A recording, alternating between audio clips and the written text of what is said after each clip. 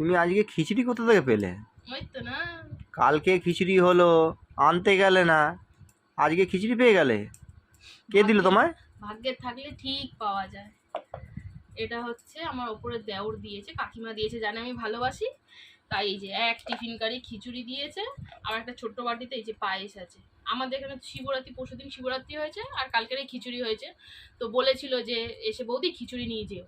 আমি যাই না, আমার ভীষণ লজ্জা করে। ওই বললাম মানেই খিচুড়ি আনতে ছুটবো, ওই হাতে করে পাতা নিয়ে আসবো রাস্তা থেকে, আমি পছন্দ করি না। খিচুড়ি খেতে খুব ভালোবাসি, ঠাকুরের খিচুড়ির ভোগ খেতে খুব ভালোবাসি, জানে কাকিমা খিচুড়ি খেতে আমি ভালোবাসি, তাই দিয়েছে যে রিকি নাও খিচুড়ি খাও। তো আমাকে বলেছে কালকেরে যে খিচুড়ি নিয়ে যাও, তো আমি দিইনি। চাঁদা দিয়েছি, পুজোও দিয়ে এসছি, কিন্তু খিচুড়ি আমি আনিনি।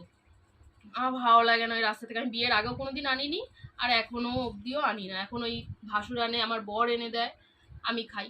তো কপালে থাকলে ঠিকই পাওয়া যায়, আনতে যেতে লাগে না। তো এই যে কপালে ছিল, ভোলেনাথের কৃপায়, ভোলেনাথের আশীর্বাদে, তো খাই, চলো। খাও।